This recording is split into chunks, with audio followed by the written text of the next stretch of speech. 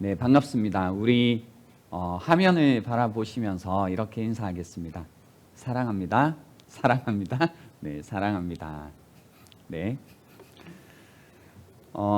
제가 신학을 공부했던 그 학교 도서관은 통창으로 되어 있었어요.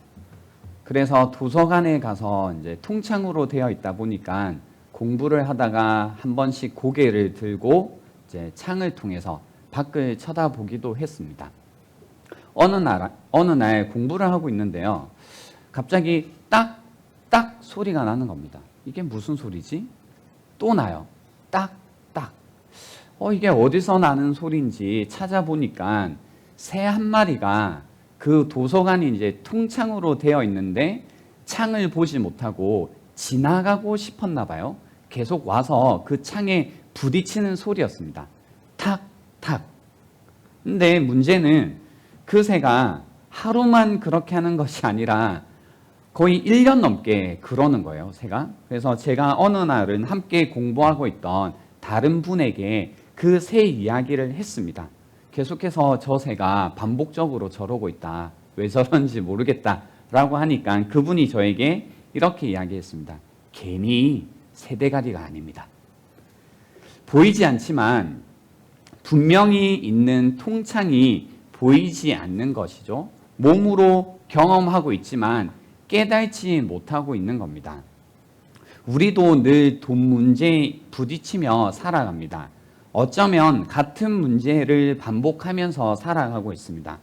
욕망하고 소비하고 소유하고 그리고 곧 불만족하게 되는 그 가운데 경험하고 느끼는 것이 있지만 우리는 같은 문제를 반복하면서 살아갑니다. 새대가리 같죠. 무엇을 보지 못하고 있기에 우리는 이런 문제를 반복하고 있을까? 우리가 바라봐야 할 것은 무엇일까? 무엇을 볼 수만 있다면 우리는 다른 삶을 살 수 있을까? 성경은요, 이 땅에서의 삶이 전부가 아니라고 가르칩니다. 영원이라는 하늘을 바라보며 살아가야 된다고 하십니다. 그러나 우리는 계속 이 사실을, 이 영원이라는 것을 잊어버리며 살아갑니다. 돈에 눈이 멀어서 살아갑니다. 그래서 우리가 영원을 보지 못하면 그런 마음 가운데 살아가게 되죠. 지금 이 순간이 전부다. 지금 이 순간이 전부다. 사람들은 대부분 정말 지금 이 순간 외에는 아무것도 없는 것처럼 죽으면 끝인 것처럼 살아갑니다. 그래서 지금 당장 모든 일이 되어야 하고 모든 것을 내가 경험해야 하고 모든 것을 내가 가져야 하고 해결해야 합니다. 나는 계속 가질 수 없는 것 같다면 내가 무언가를 계속 경험할 수 없는 것 같다면 그 어떤 두려움을 느끼면서 살아가는 거죠. 그래서 죽을 때 후회할 거라는 집착이 생기기 시작하는 겁니다. 한 번뿐인 인생이라는 거죠. 그러다 보니 우리가 이제 돈을 쓰는 것이 어떤 형태로 나타나게 되냐면요. 무분별한 소비 생활이 시작되는 겁니다. 물질적이고 이기적으로 돈을 쓰게 됩니다. 보물을 땅에 쌓는 생활을 시작하는 거죠. 이제 그렇게 우리가 소비 생활을 하기 시작하면요. 하나는 내가 누구인가 하는 정체성을 잃기 시작합니다. 정체성을 잃다 보니까 분수에 맞지 않는 소비 생활을 하기 시작하는 거죠. 내가 누구이고 내가 무엇을 가졌고 얼만큼 할 수 있고 이런 자기의 분수를 모르기 시작하는 거잖아요. 그러니까 분수에 맞지 않는 소비 생활을 시작합니다. 또 인생의 목적을 망각합니다. 목적을 잃으면 여러분 어떤 일이 일어나는지 아세요?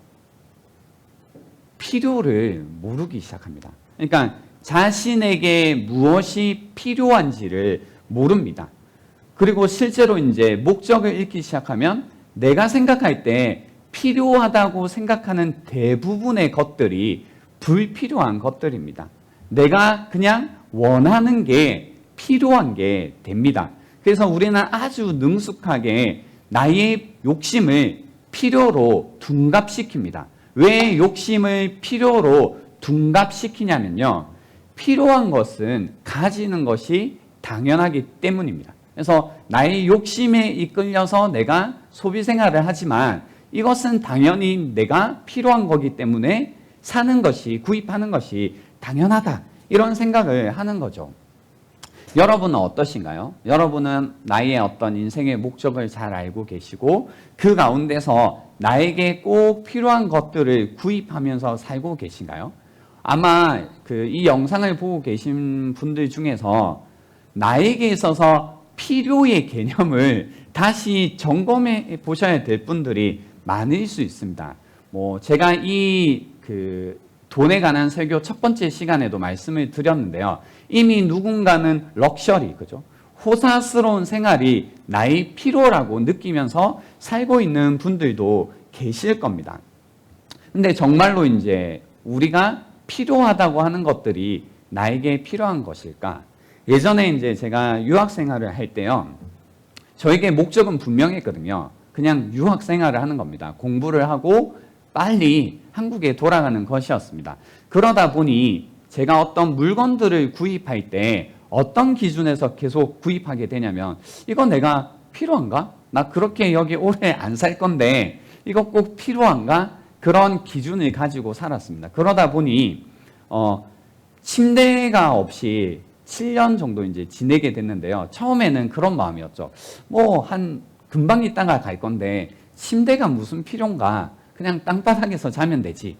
하다가 이제 땅바닥에서 자니까 허리가 너무 아픈 거예요. 그래서 나중에 침대는 아니지만 뭔가 좀 푹신한 토퍼 같은 거는 필요하다고 느낀 거죠. 그래서 7년 동안 토퍼만 깔고 이제 지냈어요. 한 번은 이제 침대를 사야겠다라는 마음에서 침대를 보러 갔지만 가격이 너무 비싸기도 하고 그래서 다시 저에게 묻는 거죠. 침대가 정말 내가 필요한가? 그냥 잠깐 있을 건데. 그래서 이제 그때 저의 필요를 제가 그 자리에 있는 목적에 맞게 돈을 사용하는 것을 연습했던 시기가 있습니다. 여러분은 어떠신가요? 이제 여러분이 필요하다고 생각하시고 돈을 쓰시는 그 모든 것들이 정말로 필요하신 건가요? 저는 또 내가 정말 불필요한 것들을 필요하다고 여기면서 살고 있다고 언제 느꼈냐면요. 이사할 때였습니다. 이사할 때. 그냥 지내다 보면 사람들이 막 물건들을 줄 때가 있어요. 그래서 이거 필요하세요? 라고 묻는 거죠. 그러면 제가 그 물건을 보고 무슨 생각을 하냐면 지금 당장은 필요 없는데 언젠가는 필요하겠다. 저거 놔두면 나중에 쓸 때가 있겠다. 이런 생각을 하는 거죠. 그래서 하나씩 모으는 겁니다. 근데 모으다 보면 나중에 여러분 잘 아시겠지만 써요, 안 써요? 안 쓰잖아요. 필요해요, 안 필요해요? 안 필요하잖아요. 그러니까 나중에 이사할 때 보니까 필요하지 않는 물건들이 저에게 너무 많더라고요. 그래서 이사할 때 깨달은 겁니다. 나에게 불필요한 물건들이 너무나 많구나. 나도 나의 필요를 제대로 파악하지 못하고 살아왔구나라는 생각을 했습니다. 그래서 제가 짐이 엄청 많아서 저렇구나라고 생각하시겠지만 그때 어떻게 이사를 했냐면요. 이제 저는 그때도 결혼을 하고 있었고 이제 가정이 있는 상황이었는데 이사를 할 때 제가 가지고 있던 승용차 한 대에 짐을 이제 다 싣고 이사를 했었거든요. 그러니까 그걸 넘는 물건들은 사실 별로 필요 없는 것들이라는 생각을 했었습니다. 아무튼 그러니까 여러분이 한번 내가 필요하다고 하는 것들이 정말 나에게 필요한 것인지 이 생각을 해보셔야 됩니다. 이처럼 우리는요. 이 순간이 전부다라고 여기면서 살아가면요. 내가 누구인지도 잃게 되고 정체성에 있어서도 이제 잘 모르게 되죠. 그래서 계속해서 분수에 넘치는 소비 생활을 하기도 하고 또 인생의 목적을 망각합니다. 그러니까 내가 무엇이 필요한지를 모르다 보니 이제 계속해서 어떻게 사냐면 뭔가 어떤 나의 인생의 목적, 나의 필요 이런 것보다는 당장의 눈앞에 보이는 쾌락, 당장 나를 달래줄 수 있는 위로에 내가 돈을 쓰면서 살아가기 시작하는 거죠. 지금처럼 뭔가 내가 힘들고 스트레스를 받을 때는 더 할 겁니다. 뭔가 물건과 이제 어떤 것들로 나를 달래줄 수 있는, 지금 이 순간 나에게 필요하다라고 나를 쏘기는 그곳에 내 돈을 사용하면서 생활하고 있겠죠. 그러다 보니 합리적인 경제 생활이 되지 않는 겁니다. 두 번째로 영혼을 보지 못하면요. 첫 번째가 우리가 이제 지금 이 순간이 전부다라는 마음으로 살게 된다면, 두 번째는 물질로 만족을 누리면서 살려고 합니다. 그런 거죠. 이제 물건과 경험으로 마음의 갈망을 해소하려고 합니다. 마음의 갈망을 소비로 채울 수 있다고 여기면서 살아갑니다. 사실 유혹에 빠지는 거죠. 물질적으로 존재하는, 지금 이 세상이 전부라면 뭐 그 정도의 우리가 만족할 수 있겠다라고 이제 이해는 됩니다. 그러나 우리가 세상의 어떤 보물에서 영원한 사랑과 기쁨과 소망과 평안을, 만족과 안식을 얻는다면, 그죠? 과연 그럴 수 있을까? 우리가 소비하는 것으로 그런 만족을 얻을 수 있을까 생각을 해봐야 됩니다. 그러나 우리가 이 땅에서요, 무언가를 소비해서, 무언가 이 땅이 주는 것들을 통해서 누릴 수 있는 안식, 누릴 수 있는 만족이라는 것은 굉장히 한시적입니다. 잠깐이죠. 금방 지나갑니다. 그래서 예수님이 오늘 말씀에서요, 이 세상의 보물의 덧없음을 말씀하시면서요, 도둑이 훔쳐가고 좀먹고 녹슨다라고 이야기하시는 겁니다.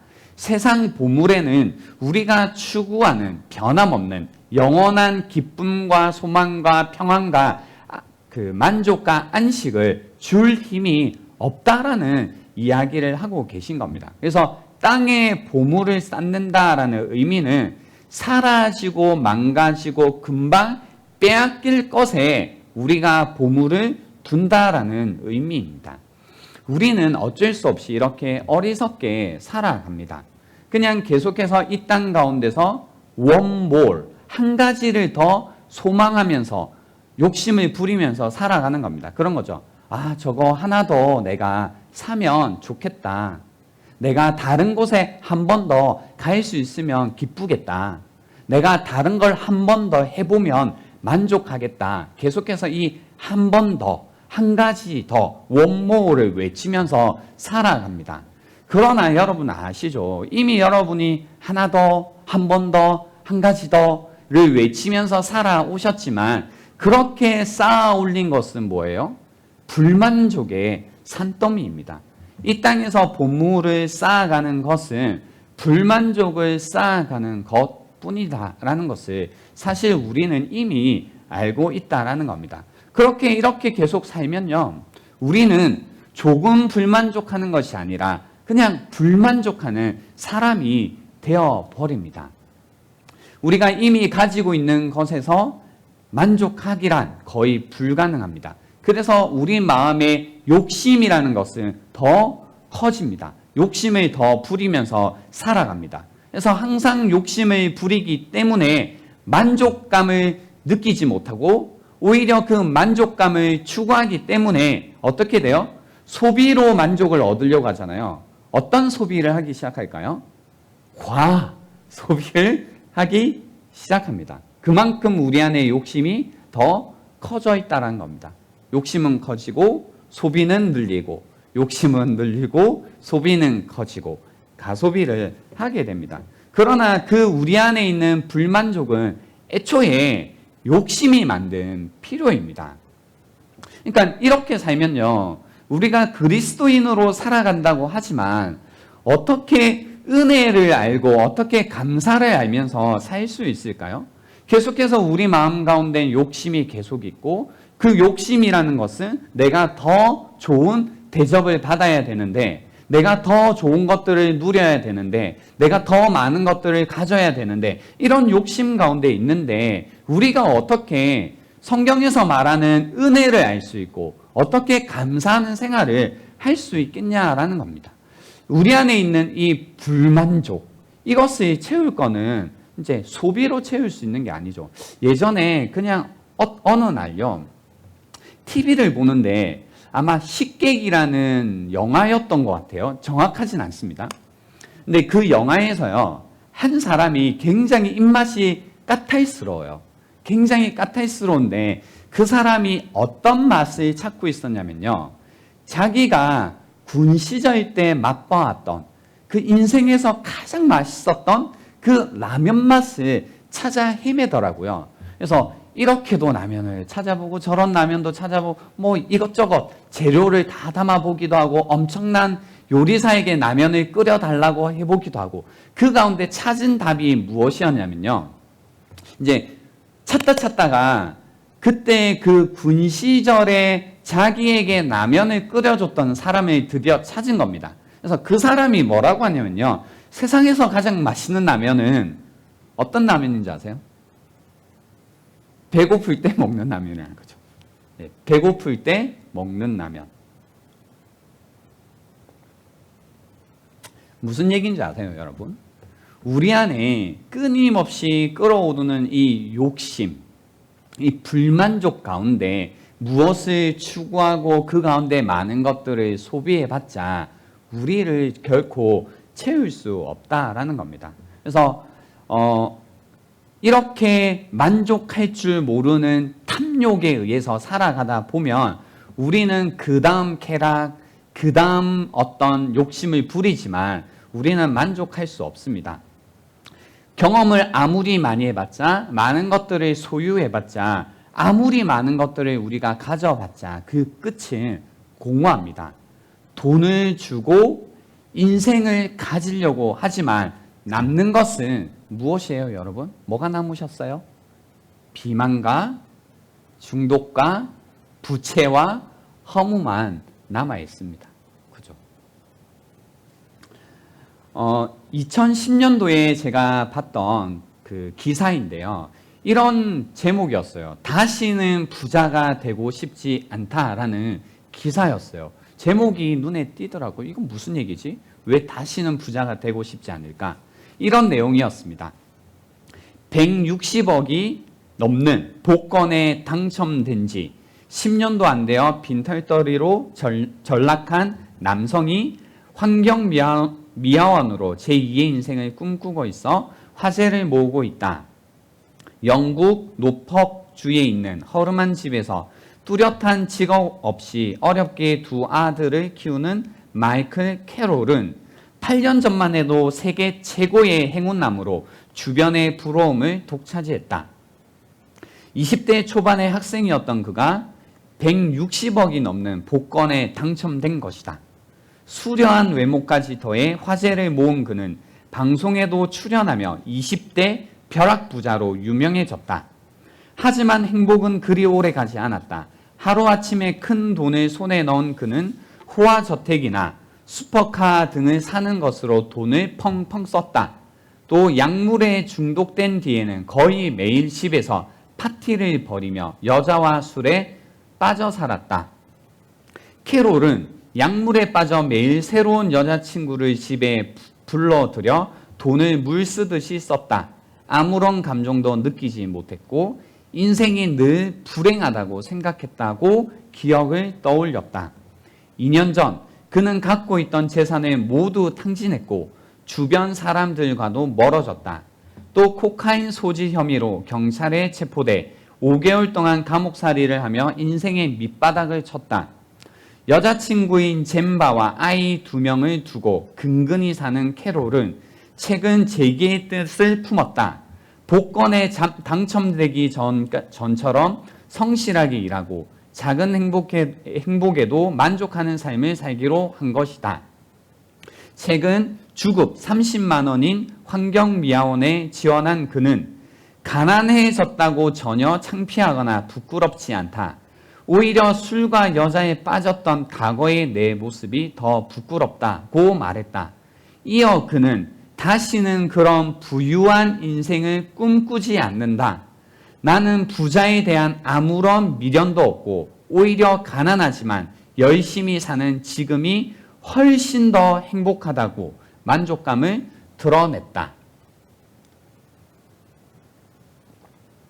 돈을 우리가 어리석게 사용한 그 참담한 순간에요, 이 인생의 어떤 본질이 무엇인지를 깨닫게 되는 겁니다. 우리가 돈이 없을 때는 그런 거 있잖아요. 돈을 소비해서 안락을 사고 싶고 쾌락을 사고 싶고 그 가운데 만족할 수 있을 거다라고 생각하지만 그렇지 않다라는 겁니다. 그래서 우리는 깨달아야 됩니다. 지금 이 순간이 전부가 아니고 이 땅의 물질로 우리는 만족할 수 없는 존재라는 것을 깨달아야 됩니다. 그래서 예수님은 오늘 본문에서요, 우리에게 하늘의 보물을 쌓아두라고 하시는 겁니다. 보물을 하늘에 쌓아둔다라는 것은요, 첫 번째는 영원을 바라본다라는 겁니다. 영원을 바라봐야 된다는 겁니다. 그래서 오늘 20절 말씀에 보시면 오는 오직 너희를 위하여 보물을 하늘에 쌓아두라. 그래서 22절에 보세요. 눈은 몸의 등불이니 그러므로 내 눈이 성하면 온몸이 밝을 것이요 눈이 나쁘면 온몸이 어두울 것이니 그러므로 내게 있는 빛이 어두우면 그 어둠이 얼마나 더하겠느냐라고 이야기하십니다. 우리는 영혼을 바라보면서 살아가야 됩니다. 여러분은 영혼을 바라보시면서 지금 살고 계신가요? 그리스도의 제자로서 그분을 따르는 자들로서 여러분은 영혼을 바라보시면서 지내고 계시냐라는 겁니다. 우리의 마음의 눈은 항상 무엇인가를 바라보고 있습니다. 내가 중요하게 여기는 무언가를 늘 뚜렷하게 응시하면서 살아가고 있습니다. 그것에 따라서요, 내가 무엇을 바라보고 있냐에 따라 주변을 인식하는 관점이 달라집니다. 그래서 가치관에 따라 관점이 달라진다고 하는 겁니다. 여러분의 눈은 무엇을 따라가고 있나요? 무엇에 의해서 여러분의 눈이 따라가고 있냐라는 겁니다. 남자, 여자, 혹은 아파트, 자동차, 여러분은 한 주간 지내실 때 무엇을 계속해서 바라보시면서 살아오고 계셨나요? 내가 중요하다고 여기는 것들에 의해서 내 시선이 계속 움직일 겁니다. 아마 그런 분들 계시죠. 아, 내가 이제 차가 필요하구나. 그쵸? 차가 필요하구나. 그러고 나면 이제 온 세상에 뭐만 보이죠? 차만 보이죠. 아, 저 차는 얼마짜린데. 아, 저 차는 얼마짜린데. 아, 저 차는 얼마짜린데. 계속해서 내 눈이 차를 보게 됩니다. 아, 집을 구해야겠다. 뭐 이제 청약을 시작하시는 분들은 다니시면서 갑자기 뭐만 보이죠? 아파트만 보이죠. 와, 저 아파트는 얼마일까? 저 아파트는 얼마일까? 언제 분양일 시작하지? 계속해서 우리의 눈이 거기를 따라가는 거죠. 그러니까 우리가 어떤 것을 계속 자주 바라보는가? 이미 우리의 마음을 지배하고 있는 보물이 내 눈을 지배하고 있다라는 이야기입니다. 이미 마음이 갈망하고 있는 것이 내 두 눈을 잡아 끌고 있는 그 무엇이 되었다라는 겁니다. 다시 한번 생각해 보십시오. 여러분은 무엇에 의해서 여러분의 시선이 계속 가고 있나요? 어디에 여러분의 두 눈이 가고 있냐라는 겁니다. 우리는 하늘을 바라봐야 됩니다.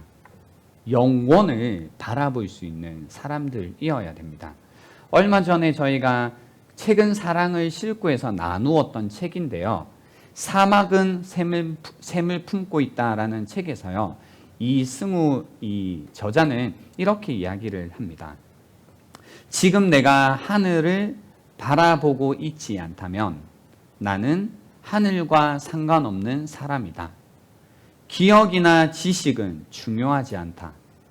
하늘을 바라보지 않는 사람에게 하늘은 존재하지 않는 것과 같다.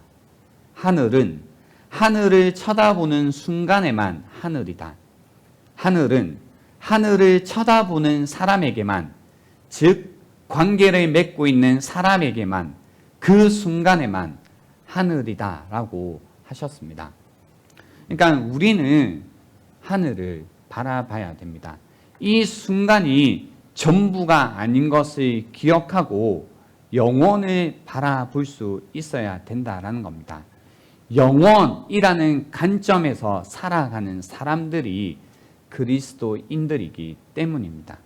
그때 우리는 돈을 바라보는 관점도 변하게 될 겁니다. 그리고 돈을 어떻게 사용할 것인가 라는 것도 달라지기 시작할 것입니다. 그렇기 때문에 먼저 우리에게 필요한 것은 영혼을 바라보는 눈이 우리에게 필요합니다. 영혼이 우리의 마음을 다스리고 있어야 됩니다. 그래서 그 영혼이라는 관점에서 모든 것을 바라볼 수 있어야 됩니다. 여러분은 영혼이라는 관점에서 삶을 대하고 계시냐라는 겁니다.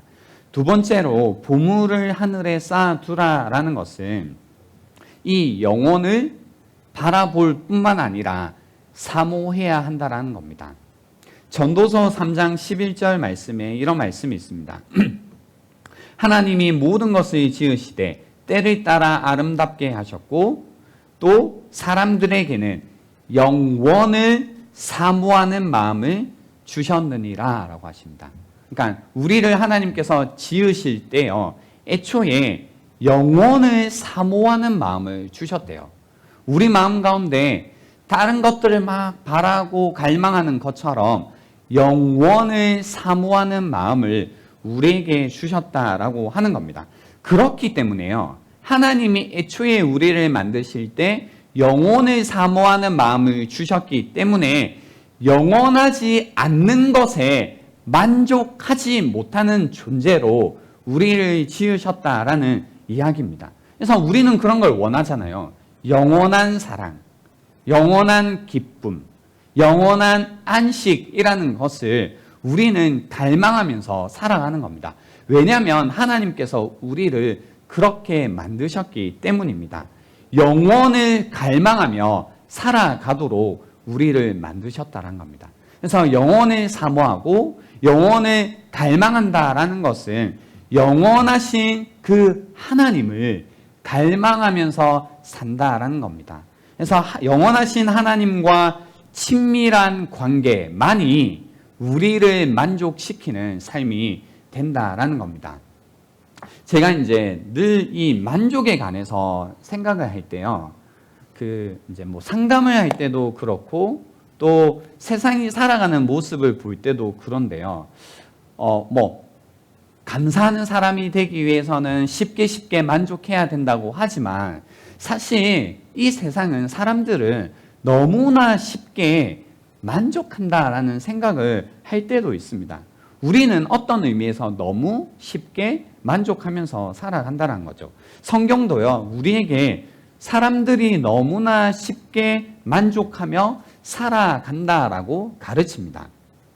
무슨 얘기냐면요, 이런 얘기죠. 우리는 너무 사소한 것에 목숨을 걸고 그 사소한 것을 가지려고 하면서 살아가고 있습니다. 그 사소한 것에 만족을 얻으면서 살아가고 있습니다. 돈, 명예, 권력이라는 것이 다 여기에 포함이 됩니다. 돈만 조금 더 있으면, 그죠? 연봉이 조금만 더 오르면 내가 더 만족하고 살 수 있겠다라고 여기면서 살아가는 겁니다. 이것이 바로 그 얘기입니다. 우리는 너무나 쉽게 만족한다는 겁니다. 근데 우리 이미 다 알고 있죠. 예를 들어 옷을 살면, 이제 새로운 옷을 사면 얼마가 가죠? 얼마나 좋죠? 얼마나 좋나요? 네, 한 일주일. 차를 바꾸면 얼마나 좋나요? 얼마 전에 차를 구입하신 분. 얼마나 좋던가요? 한 2달 가는 거, 그렇죠? 이제 마음이 착하네요. 보통 한 달 가는데 차를 이제 사거나 바꾸면 한 달, 2달 정도 좋고, 집을 바꾸면 얼마나 좋은지 아세요? 혹시 이사하신 분 얼마 전에 한 6개월 좋다고들 해요. 그러니까 하루, 뭐 일주일, 한 달, 6개월 우리가 만족할 수 있는 것들을 얻기 위해서 우리는 살아간다라는 거죠. 그러니까 너무 우리의 만족이라는 것이 이 6개월짜리 길어봤자 혹은 일주일짜리 이 그 하루짜리 만족을 위해 평생을 걸고 살아가는 사람들이 되었다라는 겁니다. 우리는 너무나 쉽게 만족을 하는 겁니다. 이 짧은 유통기간의 만족을 위해 우리의 일생을 던지면서 살아가고 있는 것, 이런 인생을 향해서 주님께서요, 이제 보물을 그런 유통기간이 짧은 이 땅에 두지 말고 하늘에 쌓으면서 살라고 하시는 겁니다. 우리는 그렇기 때문에요, 이 유통기간이 짧은 인생, 이 만족을 늘 추구하며 살아가기 때문에 삶이 계속해서 무료하고 지치고 재미없고 허무하다라고 여기면서 살아가는 분들이 많을 겁니다. 그러나 그죠? 이미 눈치가 빠른 분들은 그런 것들을 알면서도 사는 거죠. 내가 이거 바꾸면 사면 한 일주일 좋을 거야. 내가 이거 하면 한 달 좋을 거야. 내 뭐 새로운 집에 가면, 새로운 아파트에 가면 한 뭐 길어도 6개월 정도 좋을 거야. 이거 이미 다 계산이 되지만 뭐 그거 말고 뭐가 있을까요? 그냥 그렇게 살아간다라는 겁니다. 근데 성경은 우리에게 며칠짜리, 뭐 몇 달짜리 만족이 아니라 영원한 만족, 영원한 기쁨, 영원한 삶을 약속하고 있다는 겁니다. 하나님 안에서 매일매일 새로운 은혜를 구하면서 항상 범사에 감사하며 기뻐하며 살아갈 수 있다는 겁니다. 항상 범사에 우리가 기뻐하며 살아갈 수 있는 이유는요, 그 기쁨과 그 만족이 영원한 기쁨이기 때문이라는 겁니다. 그래서 이것을 발견한 사람들은요, 이제 나에게 소중한 보물을 이 땅이 아니라 하늘에 쌓으면서 살아가기 시작하는 겁니다. 그래서 내 보물 있는 그곳에 내 마음도 있다라는 이 말씀이 들리기 시작하고 제대로 된 가치 투자를 하면서 살아가기 시작하는 겁니다. 여러분, 이제 아마 저는 이 돈에 관한 설교를 오늘 말씀으로 당분간은 이제 안 할 것 같아요. 안 할 것 같은데 여러분은 또 돈을 위해서 계속 살아가시겠죠? 돈을 벌기 위해서, 또 돈으로 무언가를 사기 위해서, 또 돈으로 얻을 수 있는 어떤 만족을 얻기 위해서 또 여러분의 인생을 또 살아가시겠죠? 근데 그런 인생 가운데 한번 생각해 보시기 바랍니다. 그죠? 계속해서 나는 이렇게 살아가야 될까? 나는 정말 이런 만족을 위해서 내 인생을 다 던지면서 계속 살아가야 될까? 혹시 이렇게 사는 것이 아니라 다르게 살 수 있는 방법이 있다면 그렇게 살 수 있으면 좋겠다라는 그런 마음이 여러분 가운데 생길 수 있으면 좋겠습니다. 여러분, 그리스도인이요, 오늘 나눈 말씀처럼 영원이라는 관점, 영원을 바라보지 못하고 영원을 갈망하면서 살지 않는다면 그냥 간단히 말씀드리면 그리스도인이 아닙니다. 왜냐하면 그리스도인이 영혼을 바라보지 못하고요, 영혼을 갈망하면서 살지 않는다면 이 세상에서 가장 불쌍한 사람이에요. 그러니까 제대로 욕심을 부리지도 못하고 그나마 채워지지 않는 그 마음도 제대로 채우면서 사는 것도 아니고, 그죠? 애매하게 사는 거잖아요. 그러니까 그리스도인이 이 땅에서의 삶이 전부인 것처럼, 그러니까 영원이라는 관점을 잊어버리고 이 땅에서의 삶이 전부인 것처럼 살아간다면 가장 불쌍한 인생을 사는 사람들이 될 겁니다. 여러분, 이왕 그리스도인이 되었다면 그리스도인답게 살아가십시오. 영원이라는 관점에서 살아가시기 바랍니다. 다시 하늘을 바라보시면서 하늘의 보물을 쌓으시면서 살아가시기 바랍니다. 다시 하늘을, 영원을 소망하시고 갈망하시면서 살아가시기 바랍니다. 여러분의 인생을 그 영혼에다가 쏟으면서 살아가시라는 겁니다. 다른 그 무엇이 아니라 하나님께 여러분이 같이 투자를 하시라는 겁니다. 여러분의 힘, 여러분의 에너지, 여러분의 물질, 여러분의 인생을 다시 한번 하나님께 드리면서 살아가는 인생이 되시라는 겁니다. 제가 어제 저희가 후원하고 있는 최항덕 선교사님과 김남숙 선교사님을 만났습니다. 만나서 이제 그곳에서의 어떤 삶에 관한 이야기를 듣는데요.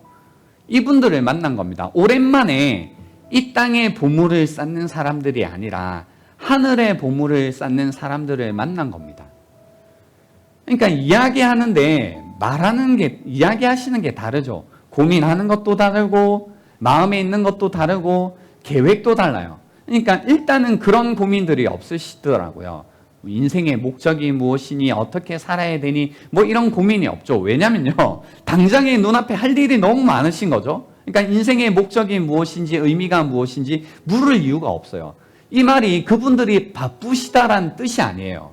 뭐냐면 지금 내가 보물을 막 쌓아둘 곳이 너무 분명하니까 뭐가 인생의 목적, 이런 고민을 안 해도 되는 거죠. 두 번째는요, 이제 고민이 다르신 거죠. 우리는 어떻게 하면 돈을 벌까, 돈이 없어서 힘드니, 어떻게 하면 이 돈이 없어서 괴로움에서 벗어날 수 있을까? 항상 주변에서 뭐예요? 이 돈 얘기하고, 어떻게 하면 돈을 투자하고, 어떻게 하면 돈을 많이 벌고, 항상 이런 얘기만 하다가, 그죠? 주변에 다 그런 얘기 뿐이잖아요. 어떻게 하면 나의 시간과 나의 힘과 에너지를 들여서 하나님 나라의 일을 할까? 이런 얘기를 듣고 있으니까, 그냥 그런 이야기를 전해 듣기만 해도 저의 마음 가운데 그 마음 있죠. 영원을 갈망하는 이 마음이 가득 채워지더라고요. 그러니까 제가 사실 그 몇 주 동안 그런 마음이 있잖아요. 이게 뭘까? 뭔가 채워지지가 않는데? 뭔가 계속해서 불만족스러운 마음이 저한테 있는 거예요. 그래서 뭔가 좀 예민해지고 뭔가 까칠하고 이런 이제 태도가 저에게 있더라고요. 이제 자기 인식이 된 거죠. 근데 뭘 원하는지를 정확히 모르겠더라고요. 내가 무엇이 채워지면 이 마음이 사라질까? 어떤 것을 내가 가지게 되면, 어떤 것을 내가 보게 되면 이 불만족스러운 마음이 사라질까? 근데 그거였어요. 하나님 나라의 일이었어요. 그러니까 그런 사람 잠깐 만나서 한 2시간 이야기 나눴는데 2시간만 이야기 나누는데 뭔가 답답했던 이 마음이 뻥 뚫리더라고요. 뻥 뚫리더라고요. 그리고 불만족스러웠던 이 마음이 가득 채워지고 다시 기쁨이 막 솟아나요. 그러니까 어제 그 선교사님을 만난 이후로부터 막 기분이 좋은 거예요. 싱글벙글 싱글벙글. 다시 막 기분이 좋고 다시 고민이 달라지는 거죠. 어떻게 하면 하나님 나라를 위해서 살 수 있을까? 그리고 함께 하고 있는 이 동력자들, 우리 청년들이 너무 많잖아요. 여러분들 왜 이 자리에 와 있어요? 하나님 나라, 그 나라를 위해서 이 자리에 계신 거 아닌가요?